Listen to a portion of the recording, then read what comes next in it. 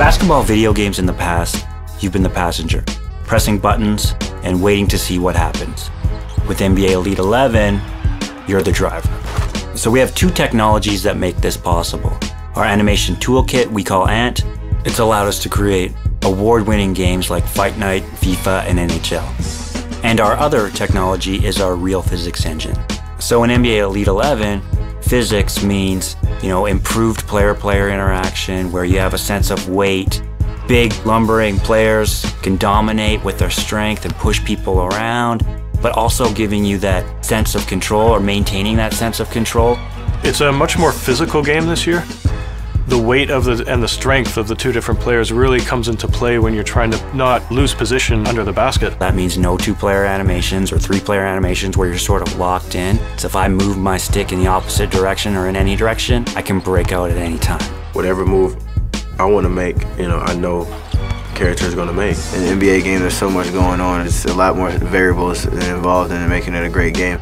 You'll get those unexpected moments where a player sticks his arm out to block a pass and it just grazes off his finger and goes somewhere that you weren't expecting. And all of those moments, we don't know when they're going to happen. It's not predetermined like it was in previous games. We're just releasing things to physics and letting physics happen. So that means, balls can get tipped in any direction at any time. And you create a lot more organic moments of players going up for rebounds, balls getting knocked loose. In previous years, we would have one rebound animation that would reach up and maybe one that would reach out. You'd see a lot of ball warping. So a player would go up and you see the ball warp and snap to his hand. But now we have the ability to reach in a full volume around you. So the user just needs to jump up and the character will grab the ball wherever it happens to be. Being able to control your player makes it fun. Oh no, this is gonna be dope right here. I can't wait till it come out. I'm excited. Give me that. It really gives you that feel of a real basketball game. With NBA Elite 11, you're the driver, not the passenger. Pick up the sticks and try it, and I guarantee you, you'll feel the difference.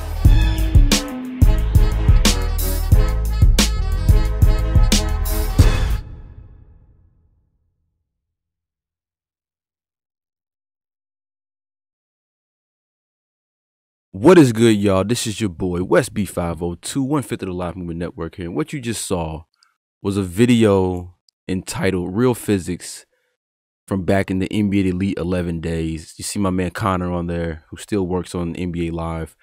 And the other guy you saw does not work on NBA Live, so don't go finding his Twitter and bombarding him with stuff. He works on UFC now. But what they were talking about in this video, I don't even feel like I have to come on here and say too much. I mean, physics just don't matter in NBA Live. You see the clip what they showed Shaq backing down that guy. You see in NBA Live now, I could push Shaq back, push him out the paint, off the block if I wanted to. I play a lot of court battles, right?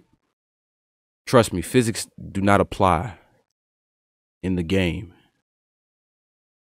because I run a lot of 5 out in court battles. I put KD at the 5 and he bullies pretty much any center in the game, no matter what they weigh or how tall they are. It doesn't matter.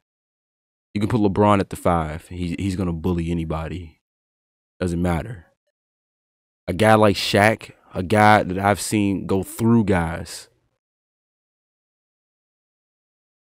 he's looking like a baby against guys like KD, against perimeter players.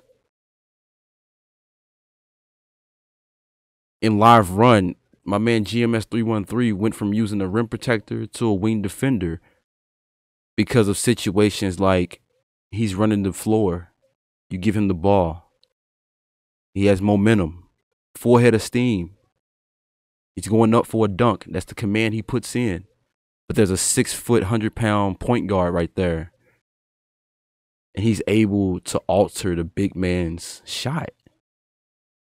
I said this in the rant video that I uploaded. Remember when Brandon Knight went up with DeAndre Jordan? What happened? He got annihilated. Doesn't matter that he was in the right spot. Doesn't matter that he timed his jump perfectly. It doesn't matter. He's too little. So he got boomed on. It doesn't happen in NBA Live. A small guy can jump with a big. He can alter his shot, and he'll take some funky layup. It's different if they were the same size. But that's not the case. You can play the 5 at a, with a wing defender, go up against a post anchor, and you can completely shut him down in the post. Like you're the same size as him and you're a rim protector or whatever. It's crazy. You got to have physics in the game. And I don't know if that technology is still being used. I don't know if it will work with the newer titles. But some way, somehow, you have to make weight matter. You have to have physics in the game. Like Connor said, you're stuck in 2-man, 3-man animations. The ball warp into players' hands on rebounds. You can't spin away from people once they start spamming that square button like this is NBA Tekken or Mortal NBA Live Combat. They start spamming that square button and you're stuck. You put physics in the game, I feel like it would free the game up. But like, I'm not going to be here too long on this video because I feel like the video beforehand, the real physics video said enough. We got to get back to this. Because this video, 9-10 years old, Connor said, we've been the passenger in past video game titles. 9 to 10 years later, we're still the passenger. We're not in control. We are not the driver. That has to change in this next installment. It has to change. All right? That's all I'm going to say. I'm not even going, I'm not even going to say too much because I feel like I said a lot in that rant video I put up. Hopefully it changes. And I'm going to say this before I get up out of here. This has to be your best effort. This next one has to be the best one.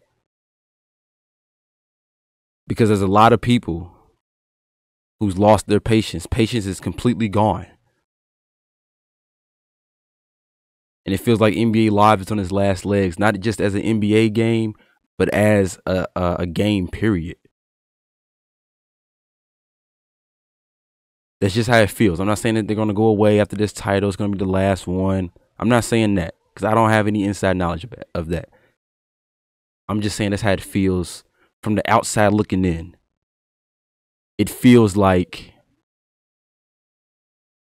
Live is on its last legs. And you really got to show us something with this next installment, whether it comes out this fall or next fall. It doesn't matter when it comes out. When it comes out, when it hits the shelves, a lot of things got to be addressed, especially with the gameplay. Enough problems with the modes not being fleshed out. But you can't sell us on Live Run a competitive mode with arcade gameplay. All right. That's all I'm going to say. I'm going to get up out of here. As always, I appreciate y'all coming through. You don't have to agree with me. As I always say, when I drop these videos, you don't have to agree with me. I'm not looking for yes men. All right. I just want you to see where I'm coming from. All right. We can't have sanctioned tournaments. EA can't hold tournaments for this game with this type of gameplay. Every sports game has their issues.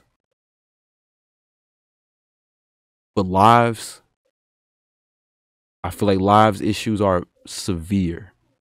And they got to be addressed in the swiftness. That's it.